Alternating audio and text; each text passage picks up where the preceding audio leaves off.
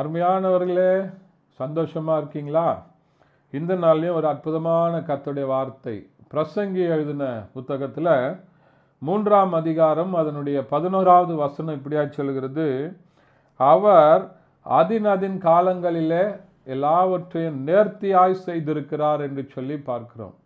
எனக்கு அருமையானவர்களே, ஆண்டவர் எல்லாவற்றையும் நம்முடைய வாழ்க்கையில நேர்த்தியாய் செய்திருக்கிறார் என்று சொல்லி சாலமோன் தன்னுடைய பிரசங்கி எழுதின புத்தகத்தில் எழுதுகிற காரியத்தை பார்க்கிறோம்.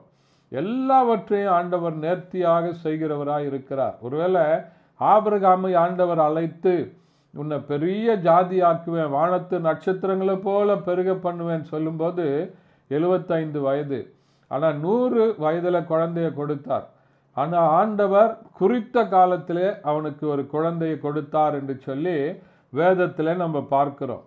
குறித்த காலம் என்று சொன்னால் எல்லாருக்கும் நடப்பது போல் அல்ல, நமக்கு எந்த நேரத்தில் எது தேவை என்பதை ஆண்டவர் அறிந்திருக்கிறார்.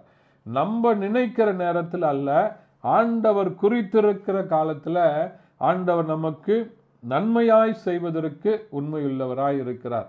ஒருவேளை யோசேப்பை அவனுடைய சகோதரர்கள் அழைத்த போது அவனுடைய சகோதரர்கள் என்ன பண்றாங்க? குழியில தூக்கி போட்டாங்க. அந்நிய தேசத்தில் விற்கப்பட்டான். அடுத்த தேசத்தில் போய் அவன் ஆண்டவருக்கு உண்மையாக இருக்கும்போது அவன் சிறைச்சாலைக்கு போனான். ஆனால் கர்த்தர் யோசேப்பை எகிப்து தேசத்திற்கு அனுப்பினதற்கு ஒரு நோக்கம் உண்டு. ஒரு பஞ்சம் வரப்போகிறது. அந்த பஞ்ச காலத்தில் இஸ்ரவேல் மக்கள் யாக்கோபுடைய சந்ததியார் முழுவதும் பாதுகாக்கப்பட வேண்டும் என்று சொன்னால் யோசேப்பு குழியில தூக்கி போடப்பட வேண்டும், விற்கப்பட வேண்டும். ஆனால் ஆண்டவர் அவனை கைவிட மாட்டார். வாக்கு தத்தம் பண்ணினவர் உண்மையுள்ளவர். அவர் யோசேப்பை அங்கு அனுப்பினதற்கு ஒரு நோக்கம் உண்டு.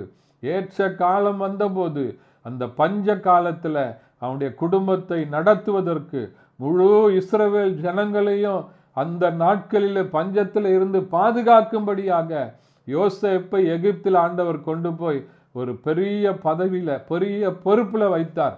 அதே போலதான் நம்முடைய நாட்களில் நம்முடைய காலங்கள் எல்லாவற்றையும் ஆண்டவர் நேர்த்தியாக செய்திருக்கிறார். நம்ம ஒரு வேளை ஏன் இதெல்லாம் இப்படி நடக்குது அப்படின்னு யோசிக்காம ஆண்டவர் நமக்கு எல்லாவற்றையும் நன்மையாக செய்வார் என்று சொல்லி விசுவாசித்து விசுவாச அறிக்கை செய்து ஜெபம் பண்ணுங்க. ஆண்டவர் பெரிய காரியங்களை செய்வார். ஜெபிக்கலாமா? பரிசுத்த பிதாவே உம்மை துதிக்கிறோம்.